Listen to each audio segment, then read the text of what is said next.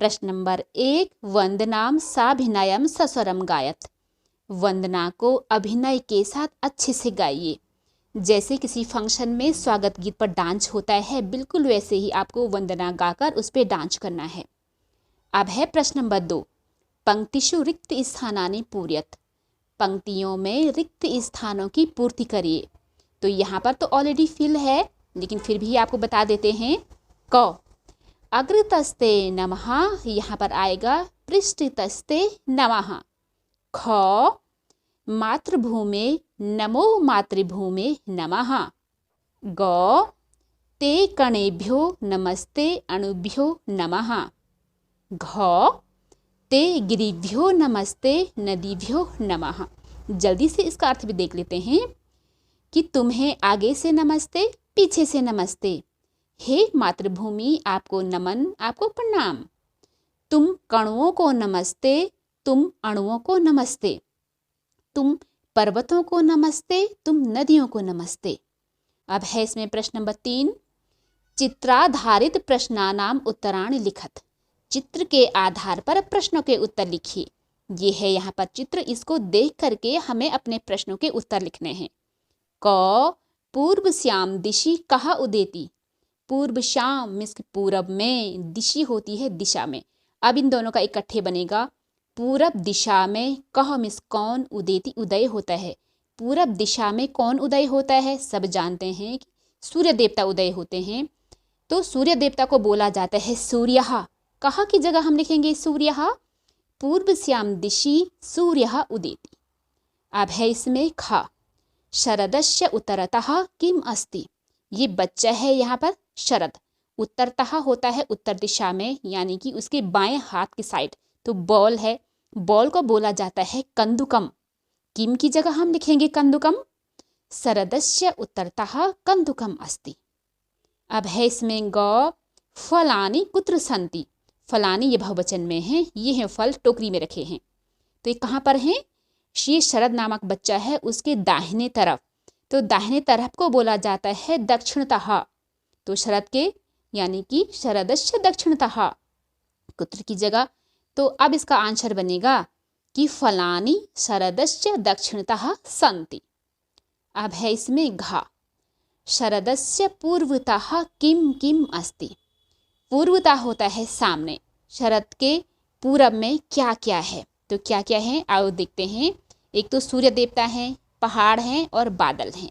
तो हम यहाँ पर लिखेंगे शरदस्य पूर्वतः सूर्यः, क्योंकि पहाड़ बहुवचन में है इसके लिए हम लिखेंगे गिरयः। और बादल भी ज़्यादा हैं, मेघा च सन्ति।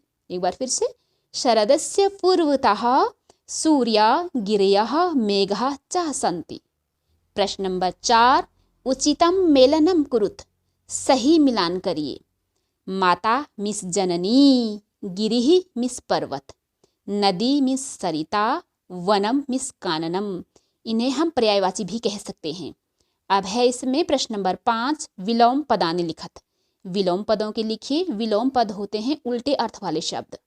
माता का पिता, अग्रतः का पृष्ठतः, ऊर्ध्वतः का अधः, वामतः का दक्षिणतः। ऊर्ध्वतः होता है ऊपर से, अधः मीन्स होता है नीचे से। अग्रतः आगे से, पृष्ठतः पीछे से, वामतः बाएं साइड से, दक्षिणतः दाहिने साइड से। प्रश्न नंबर 6, उदाहरणानुसारम निम्नलिखित पदानि संबोधने परिवर्यत। संबोधने, जब किसी को पुकारा जाता है, बोला जाता है, तो उसे बोला जाता है संबोधन। संबोधन में ध्यान रखना कि पहले तो हे आएगा, उसके बाद नाम और फिर संबोधन कारक चिन्ह। अब है जैसे कि इसमें एग्जाम्पल, चंद्रः का है हे चंद्र, छात्रा का हे छात्रे। उसी तरीके से अब हम बनाते हैं।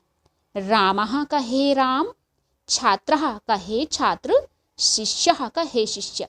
ध्यान देना यहाँ पर विसर्ग नहीं आएगा, संबोधन कारक चिन्ह आएगा। कि लता का हे लते, बाला हे बाले, प्रियंबदा हे प्रियंबदे। जो भी ये आकारांत स्त्रीलिंग है, जिसमें कि आ की मात्रा लगती है एंड में और वो स्त्रीलिंग होते हैं, उसे बोला जाता है आकारांत स्त्रीलिंग। उसमें ए की मात्रा बन जाती है, जैसे छात्रे, लते, बाले और प्रियंबदे। अब है इसमें प्रश्न नंबर 7, उचित पदानि चित्वा वाक्यानि पूरयत। उचित पदों को चुन करके वाक्यों को पूरा करिए। जो हमें पद चुनने हैं, पद मीन्स शब्द, वो ये ब्रैकेट्स में दिए हैं। अब देखते हैं क्या क्या सही बैठता है। क, परोपकारः, तो क्या होगा? पुण्यश्च होता है पुण्य का, पुण्याय होता है के लिए, पुण्य के लिए। तो परोपकार तो पुण्य के लिए होता है, तो यहाँ पर आएगा हमारा पुण्याय। परोपकारः पुण्याय भवति, परोपकार पुण्य के लिए होता है। अब है इसमें ख, कि प्रधानाचार्यः पारितोषिकम ददाति, कि प्रधानाचार्य इनाम देते हैं। छात्रा में होता है को, हालांकि यहाँ पे छात्र को ऐसा लग रहा है कि यही सही होना चाहिए, लेकिन एक्चुअली ऐसा है नहीं। तो के लिए आता है इसमें चतुर्थी विभक्ति, जिसमें कि भ्यः आता है बहुवचन में, तो ये वाला जो है सही है इसमें छात्रेभ्यः। प्रधानाचार्यः छात्रेभ्यः पारितोषिकम ददाति, कि प्रधानाचार्य बच्चों के लिए, विद्यार्थियों के लिए इनाम देते हैं। अब है इसमें गा, तत्र ते पुष्पाणि अर्पयन्ति।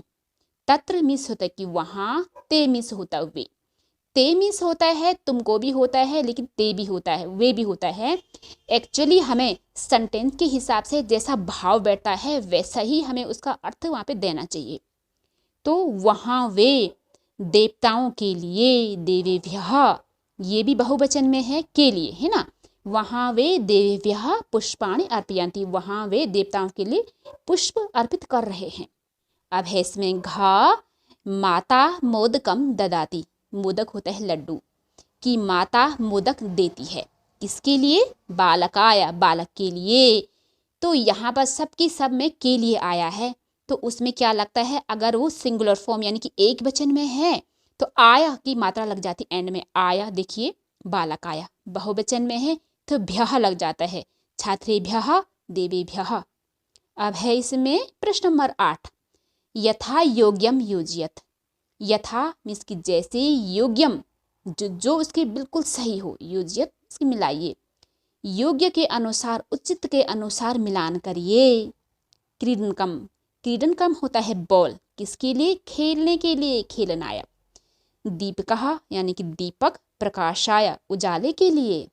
धनम होता है दानाय, धन जो है दान करने के लिए। सभी धन दान करने के लिए नहीं होता, कुछ अपने लिए भी होता है, लेकिन यहाँ पर है धनम दानाय। दुग्धम, दुग्ध किसके लिए होता है? पोषण के लिए, पोषणाय। परोपकारः पुण्याय, परोपकार पुण्य के लिए होता है। यहाँ पर एक्टिविटी है जो कि आप लोगों को करनी है। यहाँ पर थोड़ा सा देख लेते हैं कि विद्यार्थी अपने जनपद के प्रमुख पर्वतों, नदियों और वनों, अभयारण्यों के नामों की सूची तैयार करिए। तो आप जिस भी एरिया में रहते हैं अपने पेरेंट्स से पूछ करके आप यहाँ पर लिख सकते हैं। मैं सिर्फ कुछ एग्जाम्पल आपको बता रही हूँ। जैसे कि पर्वत में हम लिखेंगे नंदा देवी पर्वत, कामेट पर्वत, त्रिशूल पर्वत, कैलाश पर्वत। और अब नदियों के बारे में अलकनंदा नदी, नंदाकिनी नदी, मंदाकिनी नदी, भागीरथी नदी, नयार नदी, जो भी नदी आपके आसपास हो अपने पेरेंट्स से या फिर आपके ज़िले में हो वो ज़रूर लिखिएगा। अब है इसमें जंगलों के बारे में। जंगल ज़्यादातर जहाँ पर जो पेड़ ज़्यादा होते हैं उसी नाम से जाने जाते हैं, या फिर कोई अभयारण्य या फिर वहाँ पे पार्क होता है उसके नाम से। जैसे कि चीड़ वन, ओक वन, पार्क देखिए, Rajaji national park, Kaveri national park, Nanda देवी